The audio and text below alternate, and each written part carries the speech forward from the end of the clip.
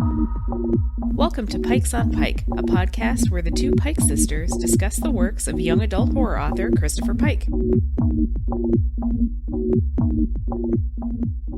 Hi, Brie. Hiya. Welcome to Pikes on Pike. Welcome. The COVID-19 edition. I don't know if any Christopher Pike books, I was thinking about this when we were talking earlier, if any of them have anything to do with an epidemic or a pandemic. Or contagion. Or monkey plague. flu. Right. I keep thinking of like the monkey from Outbreak. And I'm just like, and Rene Russo and frickin' Dustin Hoffman in hazmat outfits, which we are not to that point. But anyway, I don't know if there's a Christopher Pike book that deals with that, but if there is, it may be... He's writing it right now. It may be even more topical than one had ever thought. So we'll get to it. We were just talking about the next book, Give Me a Kiss, and then the other books that are going to fall in the chronology. So we shall see. We shall. What it brings. Yay. But first, we have to discuss the fifth book, right? Mm-hmm. Spellbound. Yeah. Spellbound. Today's book is Spellbound, which... Wow. I enjoyed it. Did you enjoy it? Not tacky on web, wow. No. Wow. Like, to use Bree's term, Banana Town. Yeah. Wow. There's a lot. There is a lot that happens in this book, and you get to the end and you're like, what the fuck? Yeah. What did I just read? Yeah. But in a good way. I actually really did enjoy this book because I did not enjoy Last Act as much as I enjoyed this book. And I think this might topple... I really liked Weekend. Yeah. And I think Spellbound, so far anyway, might be beating out Weekend for the top position in Ashley's favorites of 5 books. Yeah. This was a wild one. And the covers... You have the Archway paperback too, right? I do, yes. Yeah, me too. My poor book is literally in tatters. I mean, it is literally... This is what happens when you're buying books on Amazon. Yeah. From 1988. So the Archway paperback, which we both have, mine is fully intact, so I will describe it. It is pink and blue. Of course. Incredible.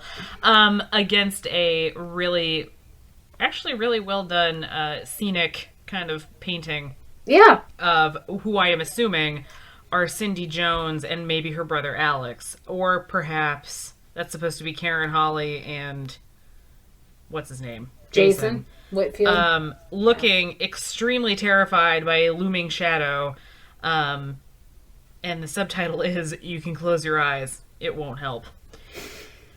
Which just says it all. But aside from the Archway paperback version, we also have such gems. Oh, really? I'm excited. Oh dear.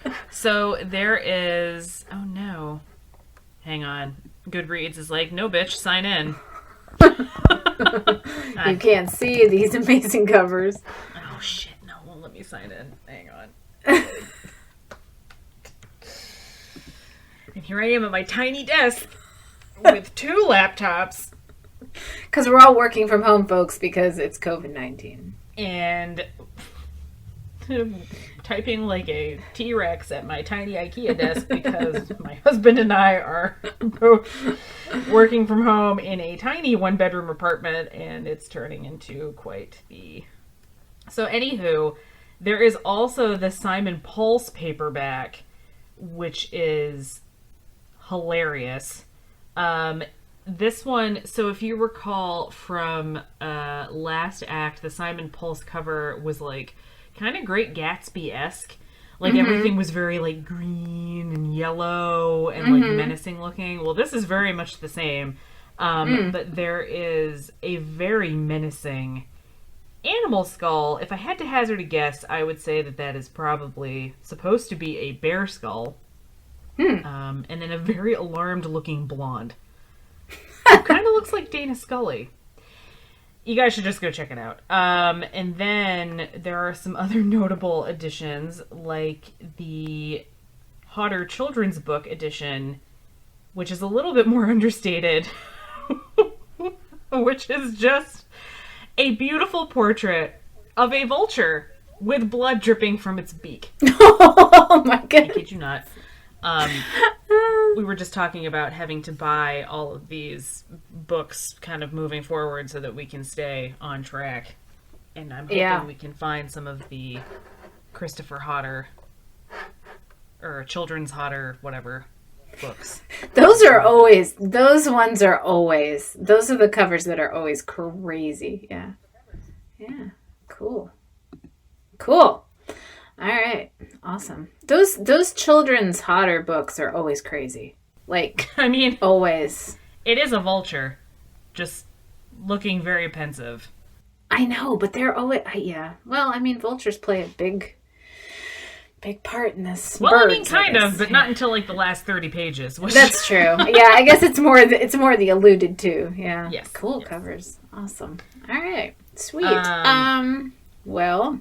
So let's get into the characters first. Okay. Yeah. So we have our protagonist, a female. Yes. Always, Cindy Jones, who is dating Jason Whitfield. Cindy also evidently owns a wolf hybrid named Wolf. Very original. I love it.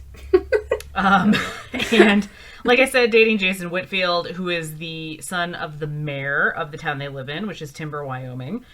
Cindy is very insecure about the fact that she's dating Jason because a couple of weeks prior, or a month prior, Jason's former girlfriend, Karen Holly, died violently under mysterious circumstances. She also is a little bit boy crazy. Her first internal monologue outright states that she's not really interested in anything but boys, which I was kind of like, kudos to you for transparency.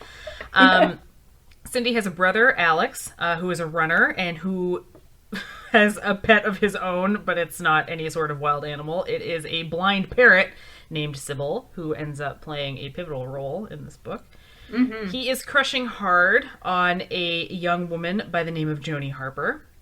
And he is very jealous of his friend, Ray Bauer. And also, poor Alex is probably suffering from anxiety based on what we've read about him. Obviously, we have Karen Holly, our murder victim, Jason Whitfield, who we've covered, Ray Bauer, who is Alex's sort of friend, but mostly competition, and is the ex-boyfriend of Pam, who is Cindy's best friend. And we also finally have... Well, actually, no, we have to cover Joni. Joni is a beautiful, yet very unaware young woman. Yes. You'll read her lines and her interactions, and you're kind of like, what the hell? Yeah, and then she's like a space cadet. She's a total space cadet, and she's just completely unaware of how anything works, which will be key. And then we have Bala, an exchange student from Kenya who seems very resentful of his culture in a lot of ways. So, yes. Bree, would you like to summarize this book? Sure. In keeping with the condensed and snappy summaries, I'm just going to keep it real basic. I don't know. I think maybe you should really get into detail with this one. I mean, one is Banana Town. We can talk. I'll give you the outline of the plot, and then we can talk about some of our favorite plot points. But basically, what happens is Karen Holly is killed. And there's a lot of speculation at the opening of the book. She's been killed. And there's a lot of speculation about how that went down. This is Wyoming, so there's some talk about a grizzly attack and various other wild animals. But she was up at the falls with her boyfriend at the time, Jason Whitfield. And so there's a lot of suspicion surrounding him. So when we open this book, that has happened. And that's kind of the main entry point into all these characters. And then what happens is we get in the first, I guess, kind of act of the book. We get into the high school, sort of their school lives and their school friends, and we learn all about Alex and his running, and we meet Joni, and we meet Bala, and we meet Pam, we meet Ray, and we meet all these people. And eventually we learn that Cindy and Jason have hooked up, and Alex would like to hook up with Joni, but she's kind of out there on her own island somewhere, so she doesn't really pick up on that. And Ray would also like to kind of hook up with Joni, and so there's a little bit of a love triangle that I suppose develops. And the interesting thing as we move through this book is the Karen's murder is sort of hanging over this whole thing. And the thing I think that's interesting about Cindy is that she's dating Jason, but she's also suspicious of him at the same time. And so it's this kind of weird dynamic where, like, I'm dating you and I like you and I'm attracted to you, but also maybe really insecure. She is, yeah. And also, like, you know, not Karen's replacement. Like, she's not really thinking as much about the fact that poor Karen is dead. Right. She's more so thinking about where she fits into that. So at the beginning, you're kind of like, Cindy, what the hell? Right. But whatever. Yeah, and you get the impression that the relationship is maybe between Cindy and Jason is not like, you know, sealed, because she also takes a very strong interest in Bala almost immediately, like very strong interest in him, and not just because he's, you know, in like kind of this enigma, but also because like she's just attracted to him, which she makes evidently no point he's fly as hell. Yeah, exactly. And it's like, okay, and so we learn all about these characters, and there's this newspaper reporter who's kind of lurking, and so he keeps kind of showing up, and he's investigating this the death of Karen Hawley, and so all of this kind of is happening through the beginning and the middle of the book, and then eventually what happens is there are a couple of other violent sort of incidents, and we can talk about this more in detail, but a few of the characters are killed, and then that sort of people start to become suspicious of one another, and the suspense and the tension starts to amp up. They all go out to the falls after is it after a cross country meet or after a football game? It's after a football game, because Jason plays football. Meet and the football game were the same. Right. Sorry, that's right. Jason plays football. So they go out up to the falls after this whole ensemble, after the football game.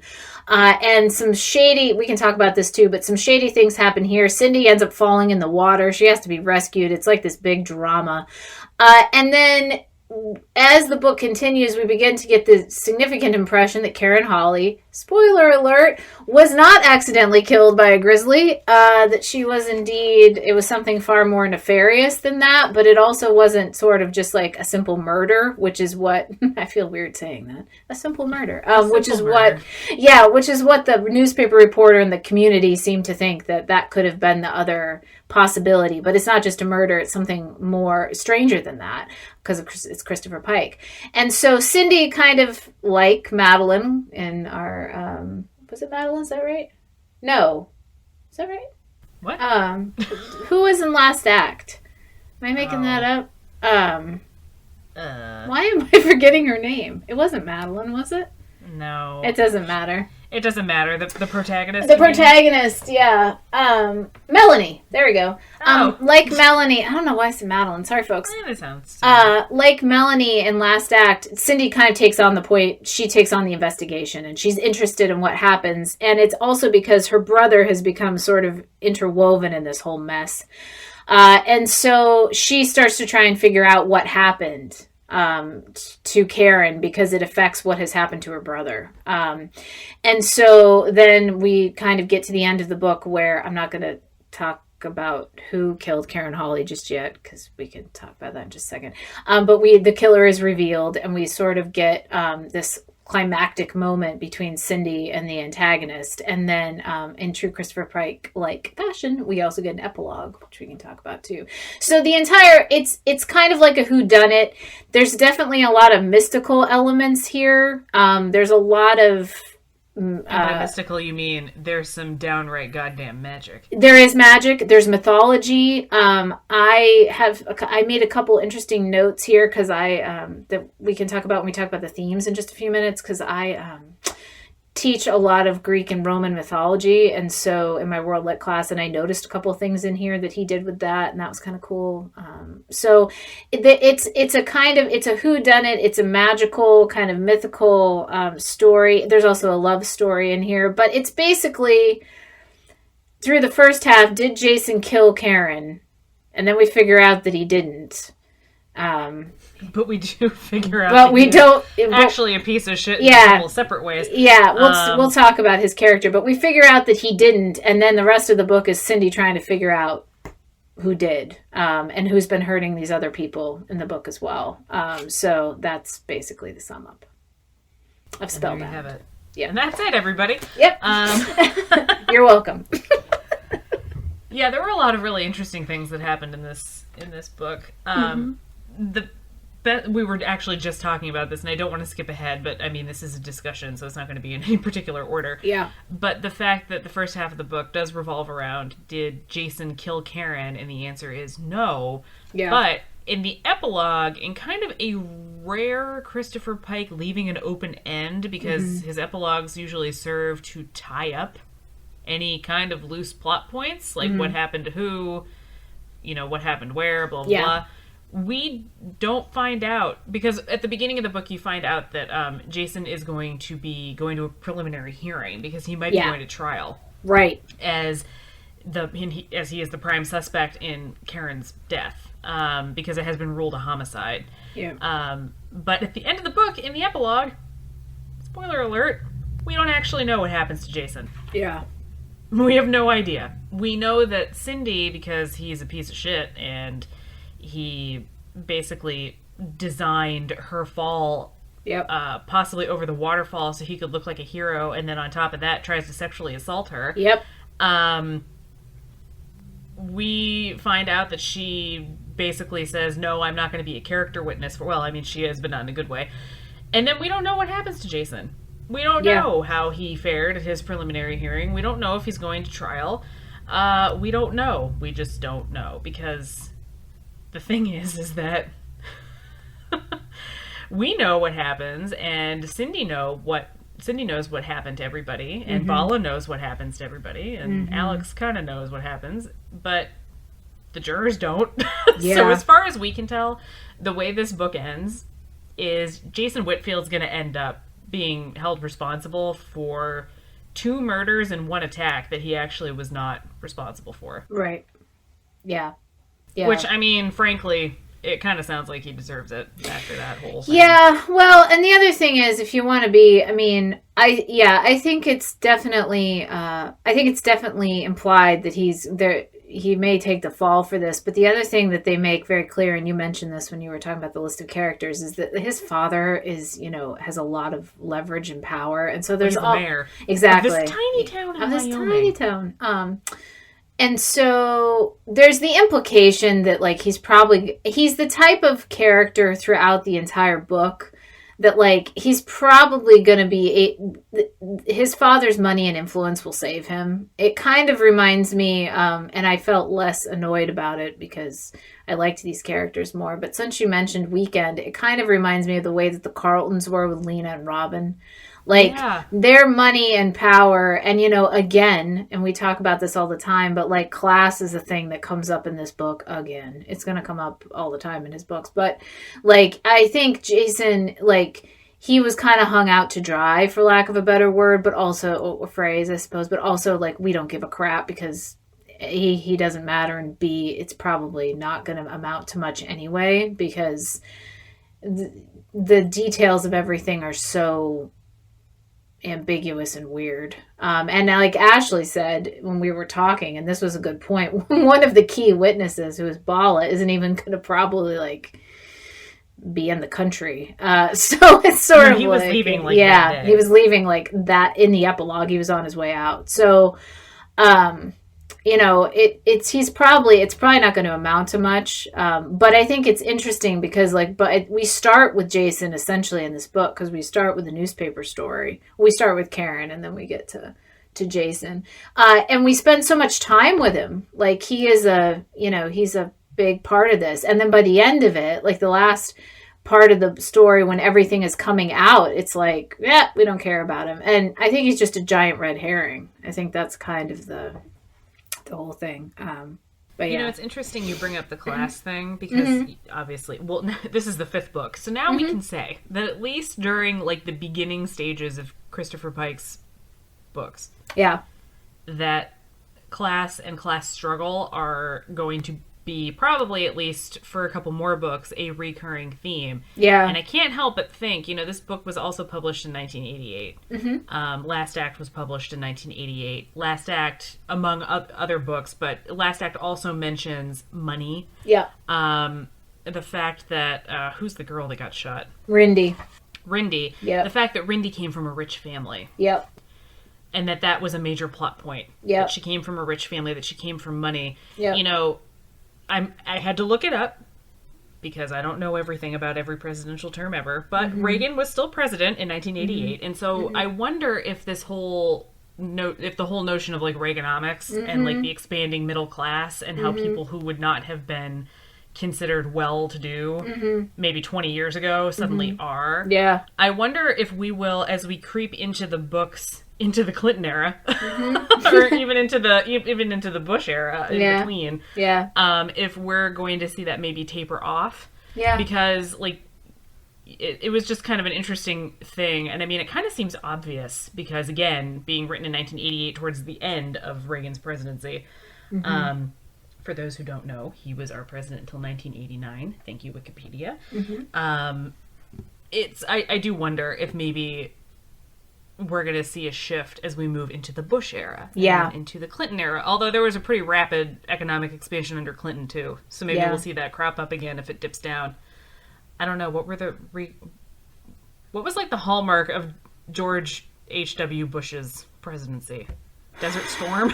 I mean, that's I honestly don't know. I mean, that's what my memories of that are. I was a wee child during the first Bush. Yeah, I wasn't. I mean, I was still in elementary school when the Persian Gulf was a thing. Because I remember we tied yellow ribbons around trees. Tie a yellow ribbon around the old oak tree.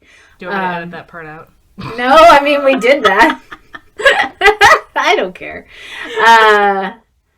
Yeah, I don't know. I think it will be interesting to see if it keeps popping up. But yeah, I thought about that. And you know, Jason Whitfield in this book is such a stereotypical rich jackass. You know, he's just a who jerk. Doesn't know what no means. Yeah. Oh, in more ways than one. And yeah, he orchestrates. We were talking about. I mentioned this in the plot or in the summary, but yeah, he orchestrates this whole thing at the Flippin' Falls. And if it hadn't been for Bala, Cindy would have been toast. Like, it's Total just toast. ridiculous. Yeah, it's like, what is wrong with you, man? And then Ashley's right. Then they go back to his place, and he basically tries to rape her. And I'm like, what the hell is wrong with you? So yeah, it's everything. Real. Yeah, everything is really wrong. Privilege. He's the epitome of sort of white male privilege and toxic masculinity. A theme that will never die. Yeah, I know, right? Yeah, I thought, but that point with Cindy in that scene with him when they're at his house,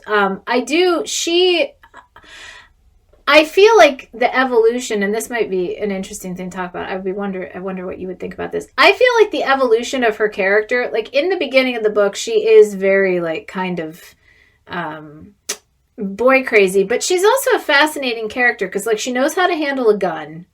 She knows, like she asserts herself when she needs to. And I will say this about her, and maybe this is me as an older sibling, but I do appreciate the fact that like if you go after her brother in any way, she's coming for you. Like she really, like she feels very strongly about her family, and their relationship is very close. And I feel like I liked her more at the end of the book, which I feel like is what's supposed to happen with books. You know, like the character evolution. I mean, especially his characters also. Right. With the exception of Weekend, you like her almost immediately. I do, yeah. I mean, Shani's very likable. She's, you know, I mean, she's very likable. And the other thing about Shani and Weekend is she's pretty much what she says she is from the start, and she doesn't veer. Like she's pretty much, you've got her, and then she doesn't ever deviate much. But I like that Cindy we get a bit of an arc, and I like that. And by the end of it, I'm like, all right, Cindy, you've grown. Right, because I'm at down. The beginning, she's kind of a Mary Sue, right? Like she's on the song team, which I guess is the equivalent of like being a majorette. I don't know where listenership is from, but so like at football games, you have your cheerleaders, and then you have your marching band, and then sometimes, depending on the size of your school, you will also have a majorette team, and those are the girls with the pom poms, and the twirlers will be typically majorettes. But she's on the song team. In my head, I imagine she was probably I guess maybe that's a majorette, only because I don't know why the fuck you'd have a glee club at a football game, but whatever. I don't know. I didn't go to school in Wyoming. Maybe that's something that's normal in Wyoming. Any of our listeners, if you happen to be in Wyoming, you feel free to correct me. Don't send us hate mail. Yeah, please don't send us hate mail or threaten to kill me on Instagram. So my point is that she's on the song team. Yeah. She's very pretty. She describes herself as having shapely legs. But then she's also like this great shot and has this wolf dog. And at first I'm kind of like, okay, Cindy. Like, as a character, like, okay, like, got some real fucking character depth. And also, like, the way she is kind of a shithead to her friend Pam. And, like, I read Pam and I was like, oh, Pam's me. Yeah. But Bree's right. You get some character evolution. She, after the waterfall episode where she effectively almost dies, she immediately recognizes that Jason was nowhere to be found. Right. And this whole thing was totally fucked. Yeah. And that she's just kind of like, okay, whatever. She didn't really want to go home with him, but he took her there anyway because he's a fucking psycho. Right. And she kind of changes after that. She becomes a lot more no-nonsense. Yeah. She takes an increasing interest in Bala. Like, her interest in him kind of goes... Oh, yeah. Well, because he saved her life. So, I mean... Yeah. I mean, he was great. Oh, of course. He's a great character. Yeah, he is a great character. Bala's a great character. Yes. And is also interesting. Yes. And, yeah. Yeah. Also, I like how at the end Christopher Pike very quickly, like, kind of tidies up why Bala, a Kenyan exchange student, ended up in this tiny fucking town in Wyoming. Because you're reading the book and you're kind of like, okay, like, a lot of public schools, private schools in the United States have exchange programs, so it wouldn't really be out of the question at all for a student from Kenya to end up in Wyoming. Yeah. But it's still not terribly likely. No. It's not. Because at no point does anyone ever say that Timber is like a well-to-do small town. Right. I mean, her parents run a tiny hardware store. Which is adorable. But it kind of makes you think that this is an actual quintessential small town. So the likelihood that this poor dude from Kenya is going to end up there just doesn't seem particularly high. But we quickly get an explanation as to why. Right, yeah. Which I was like, all right, fine. Yeah. It's fine. Which the answer is he went there to follow Joni. Right. And I'm sorry, but we have to talk about Joni because the end of this book, I put the book down. I've been reading like a chapter a night I read the book all through this week, and I was reading like a chapter a night every night before I went to bed. Mm-hmm. And I got to the end and I put the book down and I was like, you mean to tell me that this whole time Joni was inhabited by the spirit of an angry, adaptable vulture. Mm-hmm. And furthermore, the spirit of said vulture transferred itself from Joni into the body of Alex's senile parrot, Sybil. Yeah. Which is the only... And I was like, all right. Which fine. Is the only thing that saves Cindy. Yes. Yeah. It actually was really genius. So, it was. But let's talk about Joni first, I guess, before we talk and then we can talk about the end. Yeah. Because Joni's like this enigma, right? She's got this long, black, curly hair, and she's very thin and very pale, and she's, a late 80s, early 90s, high school guy's dream. Yeah, I envision her being like Winona Ryder. Oh, yeah. From like Mermaids. Exactly. Except less chaste and a little bit... Well, I don't know. Ryder's character in Mermaids wasn't that bright either. Remember she got pregnant after she made out with the guy who played Jake Ryan. Yeah. That wasn't because she was stupid. She just wasn't educated. Regardless, you're right. I agree with you. I can definitely see her as like a young teenage Winona Ryder with a really long black hair and the pale face. Yeah. But she is British, and she is here living with her aunt. Yes. And she is a hot commodity at the school. Yes. And when we first see her, she is talking to Bala, and she does not appear to be very happy to be talking to Bala. Which is odd, because everyone is happy to talk to Bala. I know, everyone's just like, how do I get 5 minutes with Bala? Right. Alex immediately falls just ass over teacups for her, and so does his buddy Ray. But mostly because Ray just wants to do what most high school boys want to do. Yeah, Ray is... which is fine. But Ray is... I feel like well, I'm getting off topic, but I feel like if this book were longer, we should have given Ray a little bit more time. Because they paint him as a little bit of like a... not a villain, but kind of like a nuisance. He's just a nuisance character. And then he dies. Yeah. And then everyone's really upset about the fact that he's dead because this is a small town, small high school. Everyone's known each other forever. Right. Right. Well, and Ray, the way that I read Ray was that, Alex is very focused. He's very disciplined with his running and his schoolwork and he's and a very Ray doesn't have to try. Right. And he's just very he's a very controlled kind of personality. And it does cause him a lot of anxiety because when he can't control things, he starts to kind of spiral. But he's very controlled and a very methodical, very systematic thinker, And Ray is like the exact opposite. Ray's like, try.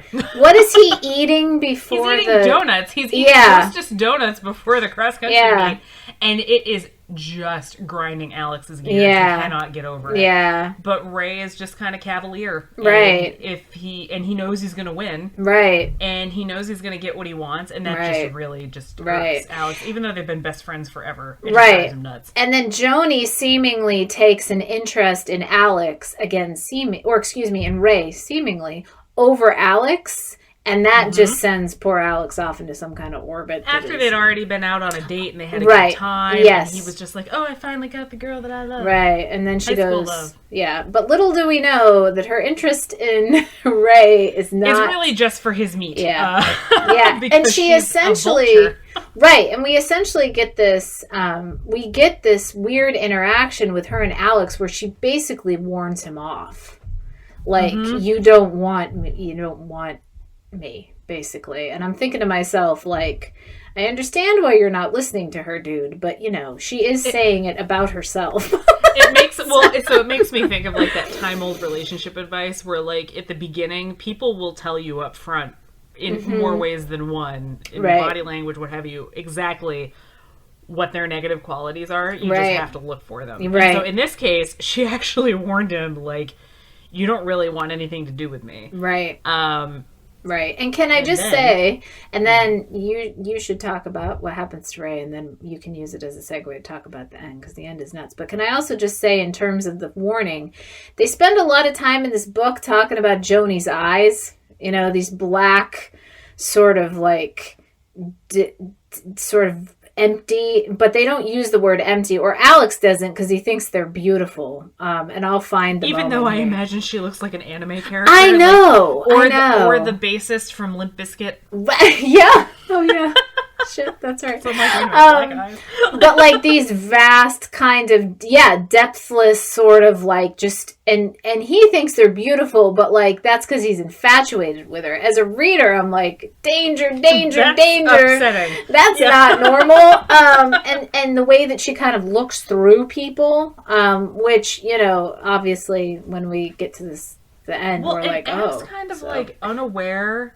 She's just kind of la la la. Yeah, she is. So in the biology lab, where that guy is, there's a scene where it's their biology teacher, I think, and he's dissecting a hamster that he's just euthanized for the purposes of dissection, and they're kind of watching him dissect, and she says, so if you put everything back in and sew him back up, will he be fine? Mm-hmm. And I wrote a note in my phone that was Joni, who evidently has no concept of how animal biology works.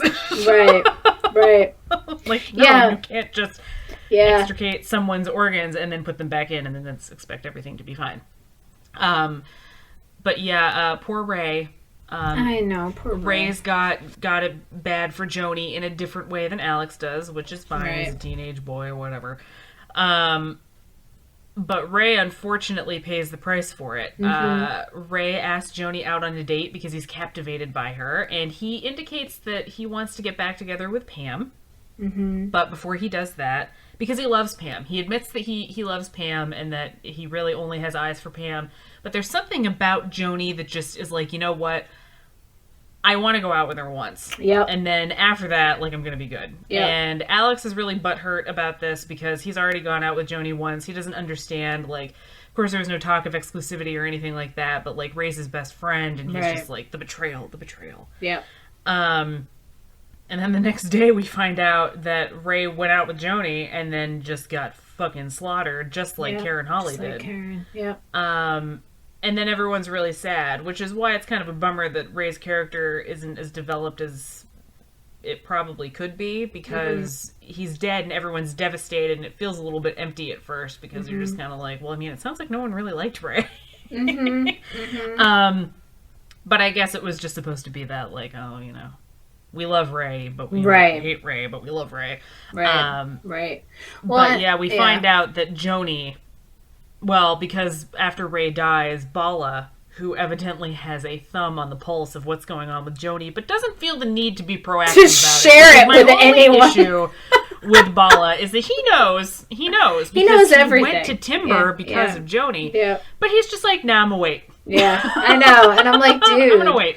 Well, and in the meantime, yes. And in the meantime, just to slide this in there, Ray's death makes life harder for Jason Whitfield because the two of them have an altercation. Because Ray... before that, yes. Yeah. He threatens to kill him. Jason threatens to kill Ray. Because Ray runs his mouth, which is one of the things Ray does, about the whole situation with Karen, and Jason gets all mad. And then they have this moment, and so when he winds up dead, it's like, well, that's not helping you any. And he was already on shaky ground, and it's also displaying something that they had alluded to in the article at the start of the book, which is that Jason has a temper. And so people are kind of like, all right, bro. And so, that doesn't, but yeah, back to Bala. I'm like, you know, at some point it may have been wise to perhaps clue someone in on this whole thing. But instead, after Ray is found dead, Bala gets all fucked off and is like, I have to do something. So what does he do? He goes back to his host family's house, steals a gun, which, oh boy, steals a gun, and then goes, presumably, to kill Joni, because he knows what Joni is. Yes, he does. But again, up until this point, and I have to apologize, there's a train in the background, so if you guys can hear it, I'm sorry, I live in the city. But he goes, presumably, to basically put Joni down, because he knows that Joni's responsible. And he's like, oh shit, that's right. The only reason I'm here is because I'm supposed to be keeping an eye on this vulture woman, and I'm doing this poor job of it. Right. And instead of being successful in this venture, she attacks him. She does. And she pushes him over a cliff. He somehow survives and provides the exposition that we require for the book to move forward. Right. To Cindy. He explains to Cindy what's going on. And we find out that Joni is a failed, how do I put this? She's like a failed magical experiment. It's like the result of a magical ritual. So the way that it's worked with other people, right? But it didn't work with her. She was not adequately prepared for what she was signing up for. Right. Yeah. Right. Yeah. Yeah. And I don't know if this is, I might be misremembering, so feel free to correct me. But I think that this also, her particular situation with it not, the transfer not working as well, I guess, for lack of a better way of putting it, it has something to do with the animal itself. Because they talk about how you can do this with, like, when Bala, there's a moment where Bala, this is going to make it sound incredibly trite, and I don't mean to, I just can't think of a better way to describe it, is essentially doing, like, show and tell in the class with himself. Like, he's talking about his culture. Like, remember when they're all asking him questions? The teacher asks him to basically answer questions for the class. Yeah. That's a totally normal thing to do on the first day of school. I know. Just have an open interview with an entire class. I know. When you're also probably, like, the only black kid there. But whatever. Because it's Wyoming. Yeah, because it's Wyoming. But he does that, right? And so there's some questions that occur, and Cindy is very interested in the magic and the mystical elements of this. And so, but he talks about, again, I may be misremembering, but he talks about other animals. And my impression of part of what the problem with Joni was was her own attitude about it. But it's also that it's a vulture, which is not exactly, I mean, no offense, but if you said to me, hey, you can take on the spirit of an animal, I wouldn't be like, oh yeah, sign me up for a vulture. Like, I mean, it's not, what Bree is referring to, he describes a ritual where the shaman in his tribe will basically do like a soul transversal, and like the soul of the animal that you make eye contact with will go into your body, and you will go into the body of the animal, because Bala explains he's been in a snake. And then I guess he spends some time as that creature, and then it's reversed. You go back to being yourself, and then when you go back to being yourself, you have brought back with you some additional knowledge, some additional skills, etc. Yeah. And Joni was kind of the shaman in the group that he's from is his grandfather, and I guess his grandfather. It kind of looks like he just kind of wanted to use Joni as a guinea pig, not like in a bad way, but like Joni was curious, and like Joni was well liked by the people in the community because her family was well liked in the community, and I think he was just like, yeah, sure, why not? But he picks a vulture. Yeah.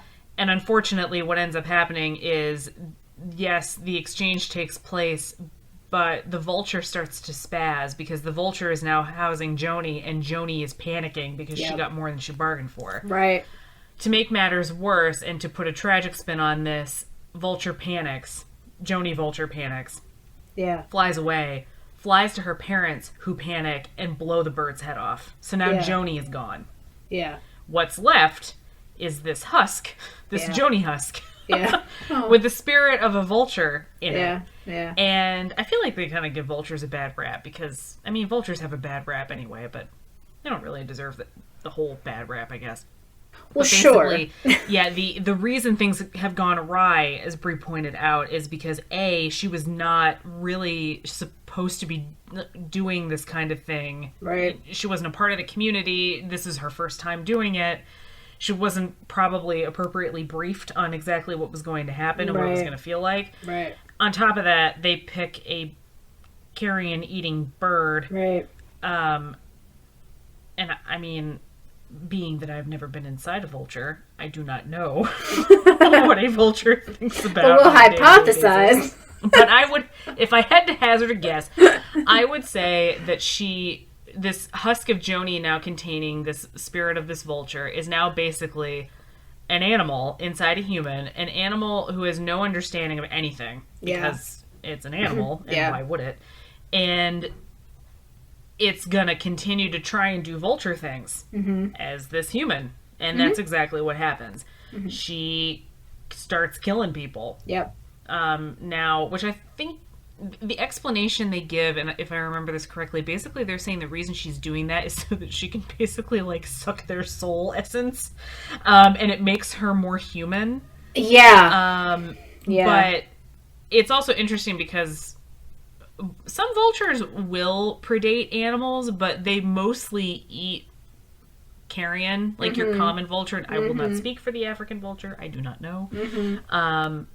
But I thought that was interesting. Basically, they put a kind of aggressive creature inside this girl, and then her motive for killing people is she's this vulture spirit trying to be more human. So that's why she can talk. Yep. At the beginning, she's not able to speak. Yeah. Over time, she is able to speak. She's able to, form cohesive thought. She's able to kind of fit in. Yeah. But it does explain why she's a little bit... Why she's so dreamy. Kind of out there. Yeah, because she's not really, she's a fucking vulture. Yeah.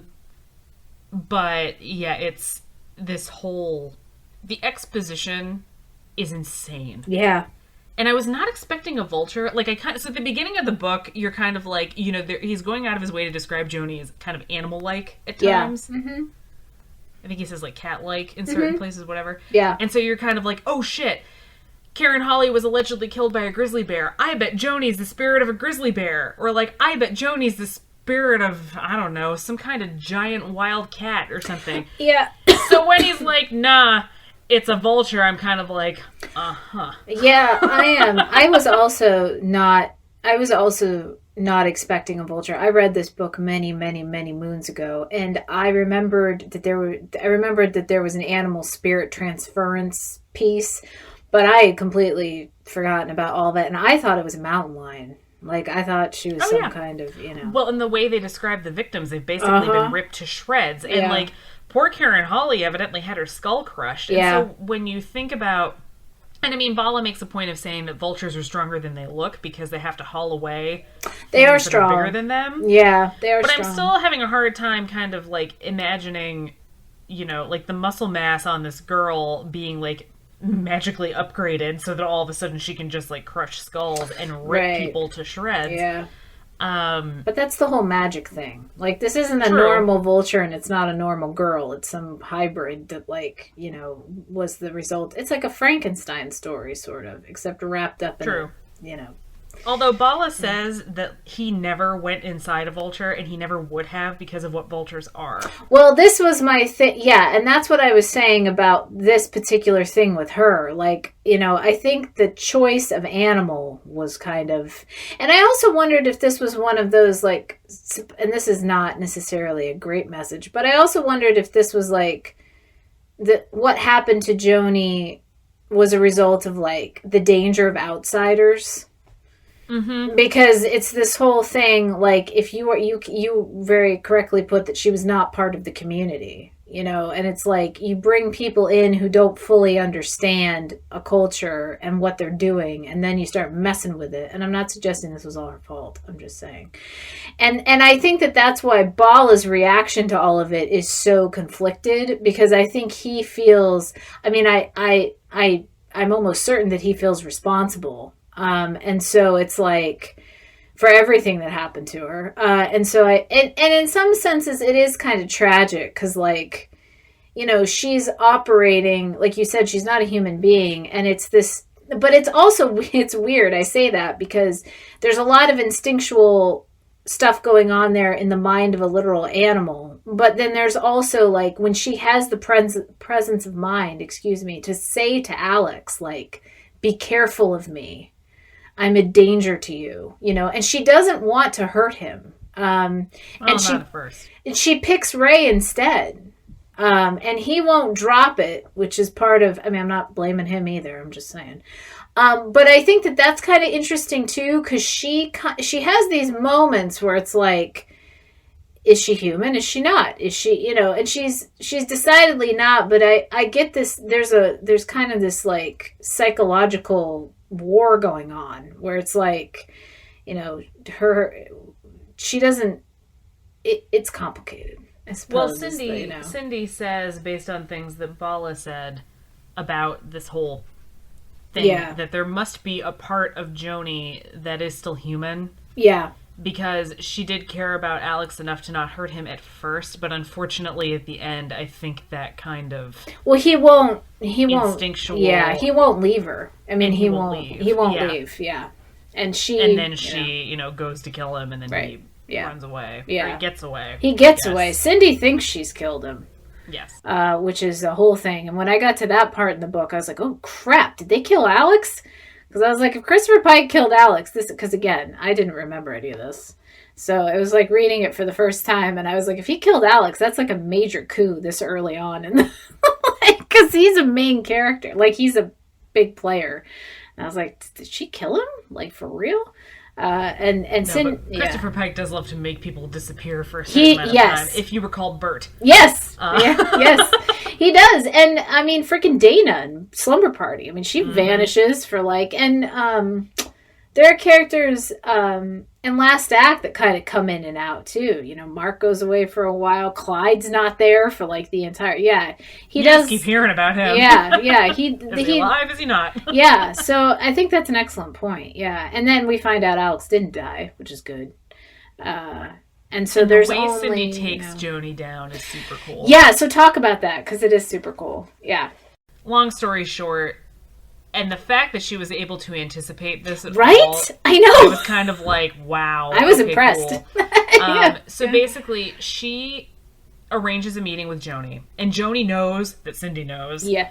And so Cindy knows that Joni knows that Cindy knows, and so it's like she that, goes into this. It's like that Friends episode when Monica and Chandler get together, and Phoebe and Rachel are like, "They don't know that we know that you know that we know."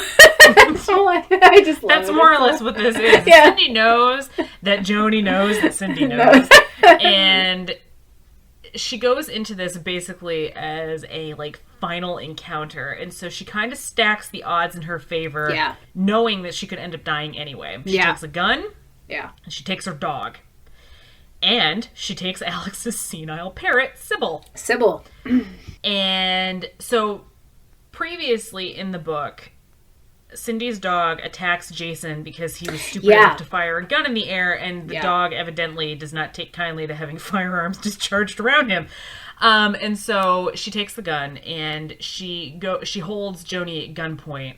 And then Joni starts to like hypnotize her. Right. Cindy, knowing that Wolf is around, fires the gun knowing that she missed Joni because she's being hypnotized, but she's counting on the fact that the gun going off is going to summon the dog, which it does. Right. Putting Joni in the position of either being mauled to death by this dog or being shot by Cindy, or hopping into the body of Sybil, which is what she does. Who's blind? Cindy gives Joni a clear out, and Joni takes the out as Sybil, because part of Joni's thing is that she can transfer and use like her eyes as kind of a hypnotic portal. Right. But the problem is that Sybil is blind. Right. So once Joni goes into Sybil, Joni can't escape Sybil because Sybil can't see anything. Right. So that's the end. That's what happens. So she's trapped in the body of this vulture spirit gets transferred back into a bird, and Cindy says that the only reason she doesn't drown the parrot to make sure that it's done is because she knows that Sybil's blind, and she's fairly certain that Joni can't escape because Sybil can't see anything. Yeah. And so she keeps the bird. Yep. And so it's actually pretty macabre. Yeah. She just is hanging on to this imprisoned vulture human parrot. Yep. Yeah, that just occurred to me. The soul of this girl vulture is just hanging out in this parrot and can't leave. Yeah. And parrots also live a really long time. So Joni's trapped. Bala Bala's making arrangements to go back to Kenya because now Joni's gone. And Jason evidently is going to take the fall for everything, because the story that Alex and Cindy give is that Alex and Joni went out on a date. Alex fell over the cliff. Joni thinks he's dead. Joni is so shocked she drops dead. Yep. Leaving Husk Joni on the ground. Right. To be found by the police. Yep. Yeah. What a wild ride. It really is. And Alex is convinced at the end that Joni, because of course he's not around when this whole... He's not around during the showdown. Yeah. And he's convinced that Joni really loved him. And that's part of the reason, too, that Cindy won't kill the bird. And Bala doesn't know exactly that Joni is in the bird. No, he doesn't. Because she doesn't tell him, because she knows that if she did, he'd kill her. He'd kill her, yeah. And it's interesting because, like, now, like, the whole reason that the book is called Spellbound is because Joni seemingly, Husk Joni, Vulture Joni, whatever. That's her name now. Poor Husk Joni. Versus Vulture Joni. She puts a spell on people, for lack of a better word, to get them immobilized so she can, do her thing. And it's interesting because at the end, Cindy has seemingly saved the day, but she's stuck with this damn bird. And Joni also didn't know about Sybil. Like, she knew what Sybil was. She had encountered her when she met Alex and they went to his house, but Alex didn't tell Joni that Sybil was blind. So there was no hesitation. She just jumped right into the bird, really. And yeah, it was a really fascinating ending. It's kind of, the other thing I had forgotten until I was looking back at it right before we recorded today is that the whole time during the course of this book, this parrot won't say Cindy's name. Mm-hmm. She never calls her by name, and she does at the end.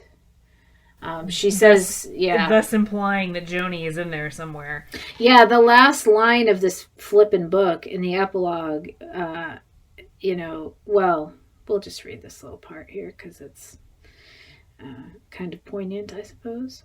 Joni, the bird said. I know, Cindy whispered. Had Alex not convinced her Joni really loved him, that there had been a portion of the original soul behind those beautiful eyes, she would have drowned the parrot. Certainly, if Bala had been told the truth, he would have insisted the bird be destroyed.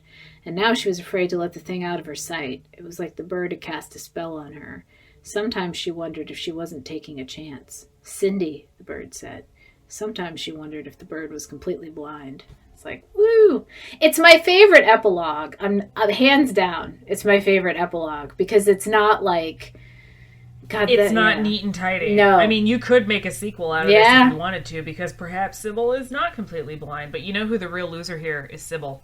I know. She even says, she was like, what happened to you, Sybil? Yep. Did you just get pushed aside or pushed out? Yeah. So the real loser here is poor senile Sybil. I know.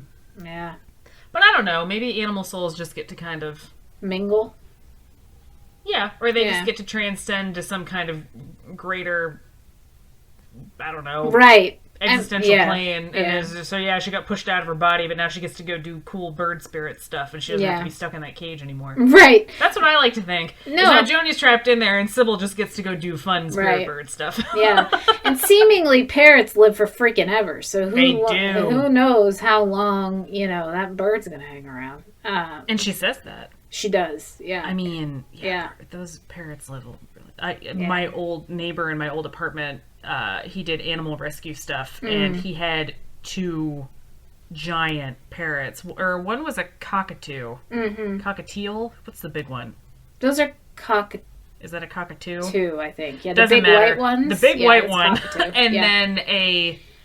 whatever the red ones are. The macaws? I think so. Yeah.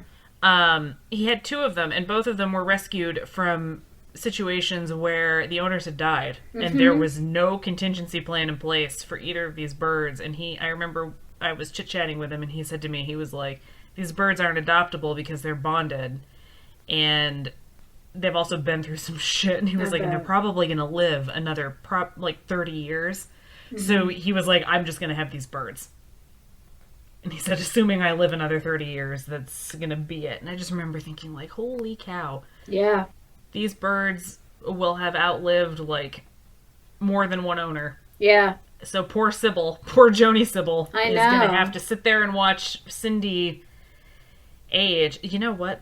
There should be a sequel. We should post on his Facebook page. Yeah. And be like, hey, Mr. Pike. Well, when write a sequel to Spellbound. Right, so when we were... Spellbound 2, Sybil's Revenge. Right, when we read Weekend, we put out, and I'm still waiting, so, I mean, folks...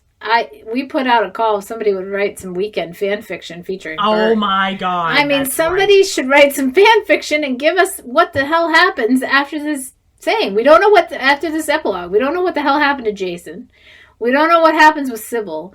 I have always, and maybe this is just because I'm a mom and somewhat lame now, but I'm always like, how the hell did they explain all this stuff to the parents who seemingly are just hanging out in the background? Mr. and Mrs. Jones are just running their hardware store like, I don't know, the kids, something about falling over a waterfall. Right. It's fine. It's what? Fine. So I feel like this is ripe for some fan fiction. I had a note here. Audience, we're begging you. Yeah, please, somebody, for serious. We're begging you. I had a note here about Sybil that I just wanted to mention since we're talking about her, and then we can... I had one other thing that happened in the early part of this book that I thought was funny. But, so Sybil, when I was thinking about after Joni went into the body of the parrot, and I was thinking about half bird, half woman kind of things. And then I was thinking about sirens, which are half bird, half woman who lured, sailors to their deaths by singing. And I was just thinking about all the sort of myth in this book, and I was like, that's kind of how I saw Joni. She was kind of, I know we're dealing with African mythology, but I kind of saw her as a riff on that idea. And I wondered if he had thought about that when he constructed her, and if maybe that was why he chose a vulture. Because I did think that was an interesting choice. I also wondered, and I did not have time to look into this, but perhaps I will, and if I think of it, I'll mention it in our next episode. But I wondered if there was some kind of African folklore that he had stumbled across that specifically would have made him pick a vulture. Because I do think it's an interesting choice. I mean, a bird. I'm checking right now. Okay, a bird is not an interesting choice. I mean, I could think of all kinds of birds. But vultures are, again, it's not a bad choice. I like it. It works well. They are strong. They are supposed to be very smart. So there's that too. I just wondered, it's also a very specific choice. You know, it's not like an eagle. Also, while you're looking this up, it just occurred to me as I was saying eagle out loud that this is the second book that we have encountered some specific bird imagery, which we all know how I feel about that, which is nothing but positive. But Weekend also had, you know, raven and eagle and dove. And so I wonder if we'll get... I liked all the animals in this, I guess is my way of... I liked the parrot and Sybil, and wolf, and I liked all the animals. And I like the animals in Weekend, too. I think that's cool. So, some interesting things there. In a quick Google search, there is an African equivalent of a mermaid, where the upper body of a woman and the lower half is either a fish or a serpent. Okay. But I am unable to find anything, again, just like in the 30 seconds that I've been looking, so obviously not a deep dive by any stretch. I'm not able to find anything like the equivalent of like an African mythological siren or anything like that. But there are mermaids basically, and they're half woman, half fish, or half woman, half serpent. Right. Okay. So interesting. I will look into that and see if I can. I just wanted to mention this real quick, and then I had 2 angst alerts. I mean, oh please. As per usual, there's a lot of angst in this book. But, of course. I had this little note because I teach creative writing. So on page 18, this kind of cracked me up a bit. But let me see. Okay, so this is Alex, and it's at the very start of the story, and he's just one big ball of anxiety about his GPA. The poor thing. I know, bless.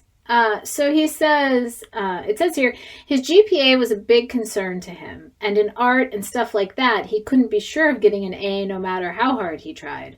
For example, he was already no longer a candidate for valedictorian the next year. As a sophomore, he had been required to take creative writing, and the teacher, an irritable old lady who didn't understand the difference between what appealed to her and what was good, had given him 2 C's.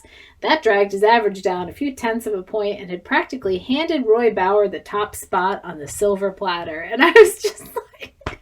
Remember when you cared about your GPA? Well, I mean, first of all, it's such a... I haven't cared about a GPA in like 15 years. It's amazing. I mean...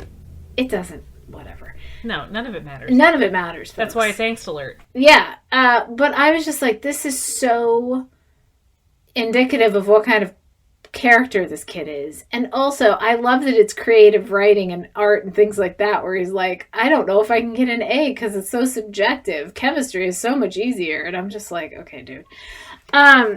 And also, I love that she was an irritable old lady who couldn't tell the difference between what she liked. And I'm like, oh, Lord. I think I know what English teacher you're thinking of.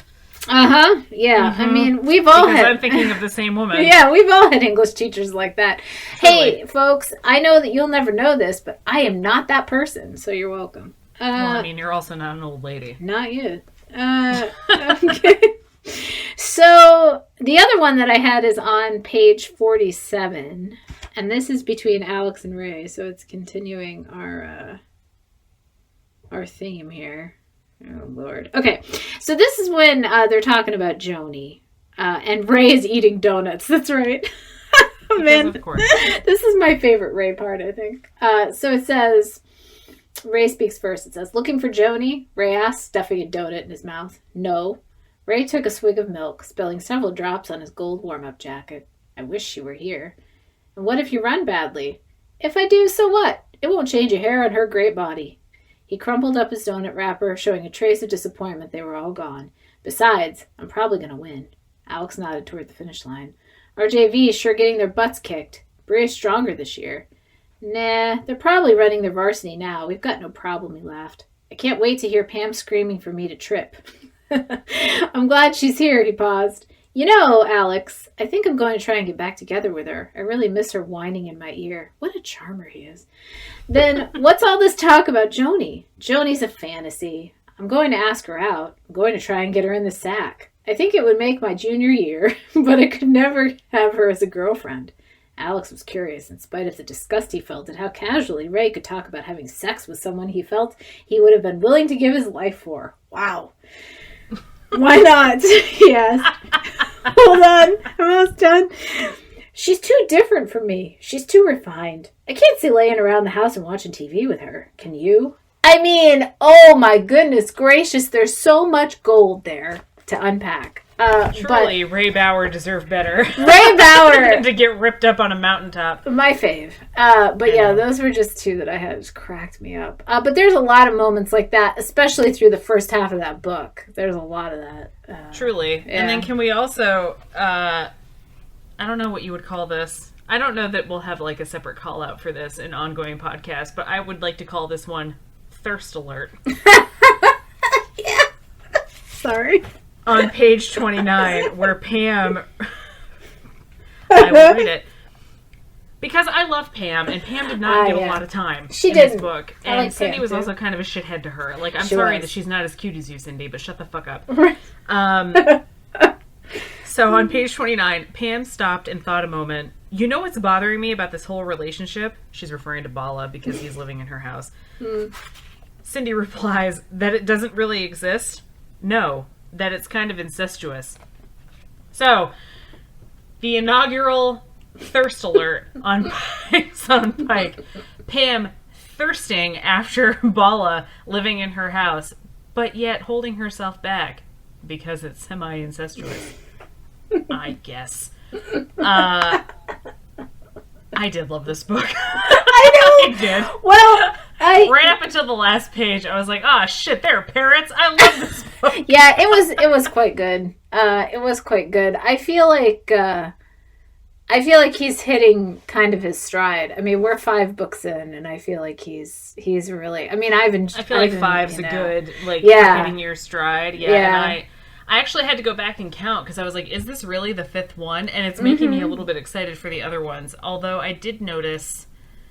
So this one's what, 211 pages. If you're reading the Urchwee paperback, it's 211 pages. Yeah. The next one, Gimme a Kiss, is significantly shorter.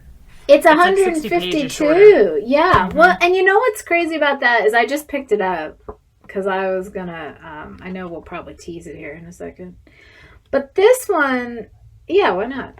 This one was also published in 1988. Like, yes. We're going to get to the music in a second. Yes, we are going to get to the music. But he was just churning them. I mean, like, just churning them. Okay. Good times. Let's hear about the music. So, as with our previous episode, this book was also published in 1988. So I'm going to try not to repeat any of the previous songs because there are so many good songs. So... here's a good one on theme for this book. I Hate Myself for Loving You by Joan Jett and the Blackhearts was a top hit in 1988. Nice. We also have A Little Respect by Erasure. Brie and I have a soft spot in our heart for Erasure because we do. Our mother really loved Erasure. Sure did. Growing up. Sure did. We also have Trying Not to Repeat Stuff. We also have, oh shit, So Emotional by Whitney Houston. Oh my god, I love Whitney Houston, especially circa the 80s. So many pop gems. Because it was just so primo. Also, oh god, also on this list is Waiting for a Star to Fall by Boy Meets Girl. And so, backstory here, folks. Last weekend, my husband and I went out because it was my birthday, and we went out on Friday night, and on the way back, we were listening to satellite radio in our car, and we were listening to the 80s station, and the song that was playing was not Waiting for a Star to Fall, but it was the song King of Wishful Thinking, which then made me go down a rabbit hole of all of the other shitty late 80s songs that I grew up listening to, and I drunkenly made my poor husband, listen to Waiting for a Star to Fall. This song is just so... It's not bad, but it's not good. It's a pop song from the 80s. I mean, Truly. It is what it is. It just is. Truly. Yeah. Also, I think we mentioned this in the last one, but it's not on the... Oh, wait, no, it is in the playlist. Never mind. We have My Prerogative by Bobby Brown. Oh, Bobby Brown and Whitney. Oh, God. Mm-hmm. Parents Just Don't Understand. Oh, nice. Jeff. And The Fresh Prince. And when Will Smith was yet unknown. Yet unknown. We also have Forever Young by Rod Stewart. Oh. There is such... it's amazing. Yeah. It's amazing. Yeah. I think I talked about this last time. Man in the Mirror by Michael Jackson. God, I love that song. Red Red Wine by UB40. Another one of our mother's favorite songs. And Dad. Our dad loves that song. Truly. Yeah. And The Locomotion by Kylie Minogue. So for those of you who grew up in the mid to late 90s and remember going roller skating for someone's birthday. Yeah. Oh, yeah. The Locomotion by Kylie Minogue was your jam. At Evans Skateland. Oh, my God. And then... we already covered that. We already covered Girlfriend by Pebbles. Oh. Do you remember that song? That song's so good. It is. Pink Cadillac by Natalie Cole. Nice. The Valley Road, Brie. Bruce Hornsby. The Valley Road. That song is so amazing and yet so screwed up in its narrative. I mean, not Bruce Hornsby, but like it's about plantation. It's about slaves, I think. Truly. Yes. Yeah. Oh, God. Also, just to get away from the talking about slavery because it's terrible and it's going to bring the mood down. Yeah, sorry. I Found Someone by Cher, which is a great, ladies and gentlemen, great screaming in the car song. It is. It's great if you're alone and you just need to let it out. Get something so you need to exercise yourself during your commute. Although if you're like us, you're not commuting anytime soon. True. If you need to let something out, well, you're housebound because of COVID-19 for the next 3 weeks. You know what? I might troll my husband this week. Since we're both on lockdown until at least the end of the month, I might just wake him up in the morning by scream singing I Found Someone by Cher. That and I Need a Hero by Bonnie Tyler. Which is not on the 1988 list, but is still a fantastic song. Are there any others on here? We have... I can't stop. I can't, because this is just... It'll Sweet set Child the of Mine mood. by Guns N' Roses, I think we talked about. Never Gonna Give You Up by Rick Astley, of course. Of course. The Flame by Cheap Trick. Oh, God. Pour Some Sugar on Me by Def Leppard, Brie's personal favorite. I know that people make fun of Def Leppard constantly, but I mean, it is deserved. Love. I mean, Joe Elliott would agree with you. Oh, yeah. I mean, I'm not.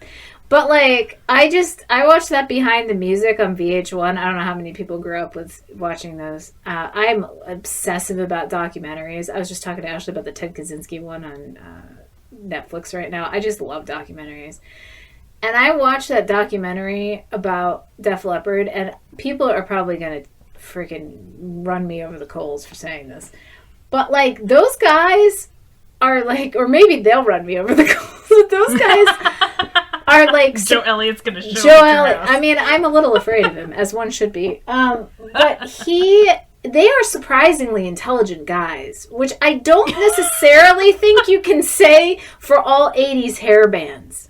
But those guys were very strategic in their, marketing. And I just have to say that, they were also drunks and addicted to pills. And, it was the 80s. But, I listened to them talk, and I'm like, wow, they really had a good handle on what was going on, which is decidedly not the vibe I get when I watch a rock doc about, say, a band like, oh, I don't know, Motley Crue. Which, by the way, I was just going to ask you, did you watch The Dirt on Netflix? No, not yet. Oh, Brie, you gotta watch The Dirt. That it's not a documentary, but it is a movie about Motley Crue. Okay, I'm gonna watch it. And it is. We watched it, and we were expecting it to be something like super fucking stupid. Yeah. But it wasn't bad. It wasn't bad, and it kind of. Do you remember watching the Behind the Music about Motley Crue back in the day? Yeah. Oh yeah. It's like a better version of the Behind the Music. Okay. Yeah. It's pretty good. Poor Nikki Sixx had like a really bad relationship with his parents. Yeah. He also had a really bad heroin problem, but yeah. Also that. Yeah. But back to the music. Anyway, sorry. Slight detour. Enough about heroin. Back to Aerosmith. Angel by Aerosmith is on here. I think I brought that up too. Yeah. Make Me Lose Control by Eric Carmen is one of my favorite cheap pop songs of all time. Yeah, it's a great song. Yeah, that's a great song. She's Like the Wind by Patrick Swayze. This is the Dirty Dancing soundtrack. Yes, this is for all intents and purposes. Well, no, Eric, Make Me Lose Control wasn't on Dirty Dancing, was it? There was another Eric Carmen song. Was it? Maybe it's a different Hungry Eyes. Yeah, I think. Yes, Hungry Eyes is on the list. Yeah, because I think Dirty Dancing came out in what was it? Was it 88 or was it 87? I have the internet. I guess I could fucking look it up. Dirty Dancing came out in 1987. Yeah. So yeah, the song still would have been, to use a current term, would have been trending. Yeah, right. Also on here, Bad Medicine by Bon Jovi, Kokomo by the Beach Boys. Good God. This is just all such gold. Yeah, I mean... I Get Weak by Belinda Carlisle. Oh, God, I love Dirty Belinda Diana Carlisle. by Michael Jackson. 1, 2, 3 by Gloria Estefan and Miami Sound Machine. I love that, too. I mean, it's just...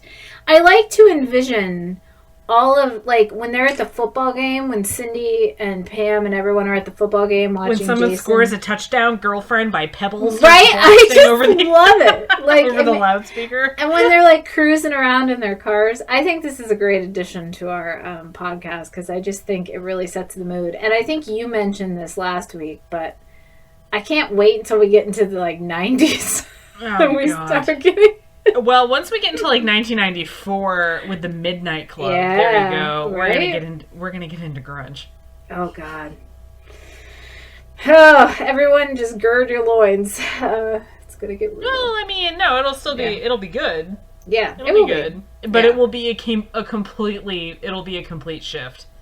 It'll be a totally different vibe. We are still in hair metal heyday in 1988. Yeah. And then 90, we'll start seeing a little bit of a shift. But not really until we get to about 93, 94. Yeah, the hair bands hang on. They sure do. Some of them try and go grunge.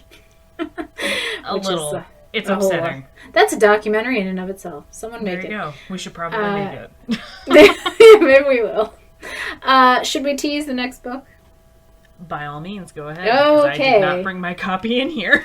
So, the next book is called Gimme a Kiss, and I will read the little teaser here on the front, and then I'm going to read the little teaser inside the book that's from a scene in the actual book, which I didn't do last time.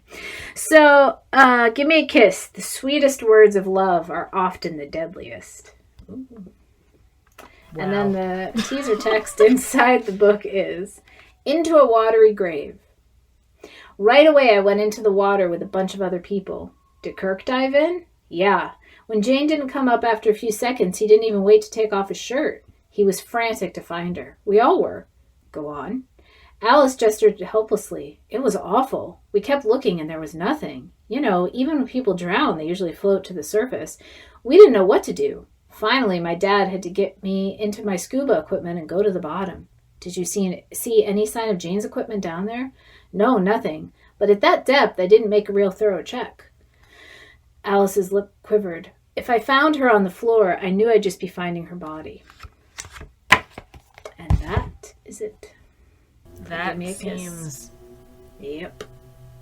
Well, I hope none of our listenership has an intense fear of drowning. Because Yeah. The only thing I really remember about this book, other weirdly than the fact that the protagonist's name was Jane, don't ask me why I remember that, is that it part of it is around a boat and water. Because I remember, I think it's because I like water and I like swimming. And so the idea of I know this because I looked at the cover, and the cover has a picture of a woman in front of like the stern of a ship. A boat. Yeah. In the water, looking very distressed. Yeah. So that's what's on tap for next time. And it is it's going to be a super quick read because it's 150 some pages. So yeah, it's going to take like an hour. Yeah, we're going to zip through that pretty quick. And since Ashley and I are both housebound for a month. Fucking pandemic.